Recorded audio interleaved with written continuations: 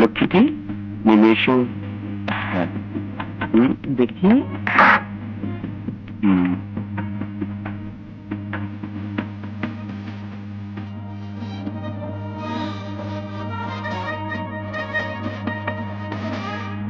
আকাশ, তুমি আমাকে মিথ্যে বলেছিলে কেন? চুপ চুপ, মুখ বের করো না। মিথ্যে বলিনি, এই সবকিছু বাপদাদার সম্পত্তি, আমার কামাই শূন্য। দাঁড়াও। মা। চুপ কর। কে তোর মা? আমি যদি তোর মাই হতাম তাহলে আমাকে অবহেলা অমান্য করে আমার আশা আকাঙ্ক্ষাকে ভুলে গিয়ে এভাবে আমাকে দুঃখ দিতে পারতিস না।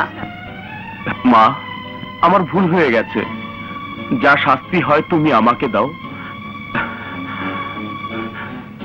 ওকে তো ঘরে তুলে নাও। নদী এ বাড়ির বউ। বউ? কার বউ? কোন বাড়ির বউ?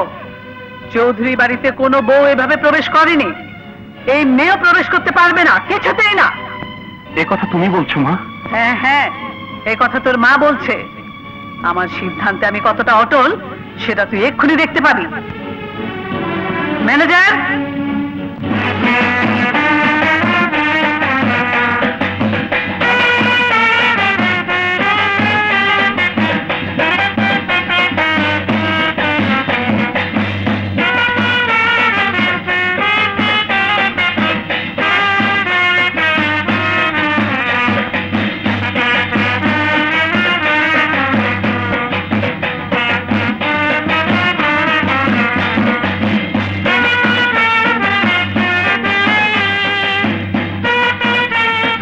মা, তুমি আমার উপর রাগ করেছো? পাগল ছেলে, তোর উপর আমি কি রাগ করতে পারি? পিরাউলিয়ার দোয়ায় তোকে আমি কোলে পেয়েছি, তুই আমার কলিজার টুকরা। বিয়ের কথা শতবার বলার পর আমার ছেলে আমার ইচ্ছে পূরণ করেছে, ঘরে বউ এনেছে। আমি তো সব খবর মুন্সিকে দিয়ে আগে সংগ্রহ করেছি, তাই তো তোকে চমকে দেওয়ার জন্য এত আয়োজন।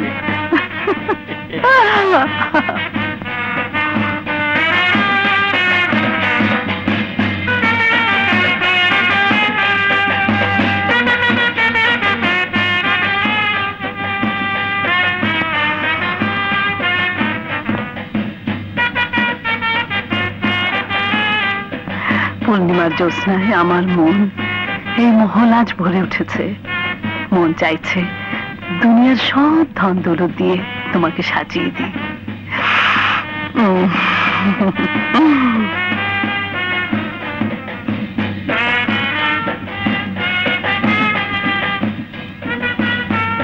এই কলি যে পাবে আমি তার, ঠিক আছে? আমি কিন্তু ফেললাম।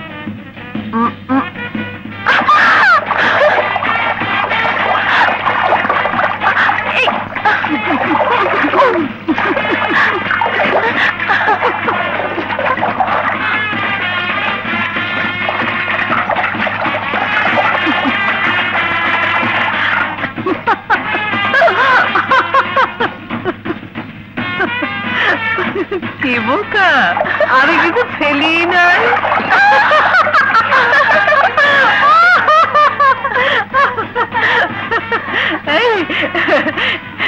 এবার কিন্তু ফেলছি, ঠিক ঠিক।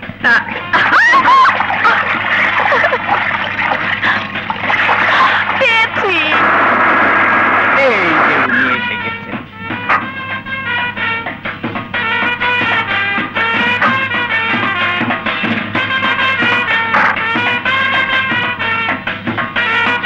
হুজুর, আপনি দরবারের পিছে আর দাওয়াতের আগে, কিন্তু এবার আপনি ফেল।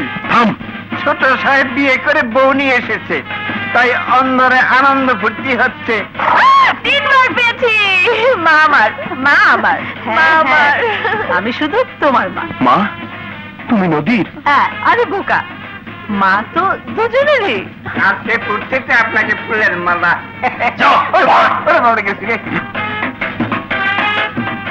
আসসালামু আলাইকুম ভাবিজান। আরে আসুন ছোট মিয়া। ভাবিজান, আমি কিন্তু আপনার উপর রাগ করেছি। আমার উপর রাগ?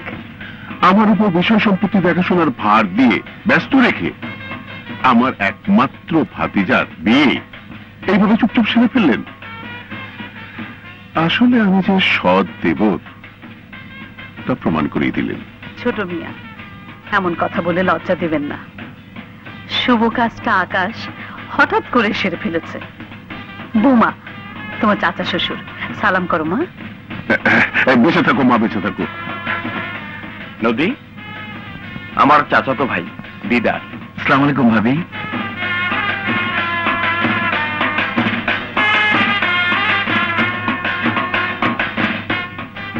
এই খুশির দিনে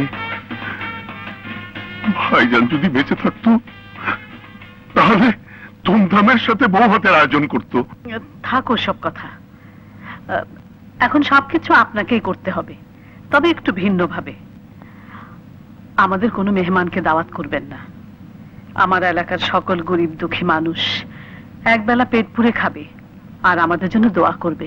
আপনি সেই ব্যবস্থাই করুন। সুবহানাল্লাহ।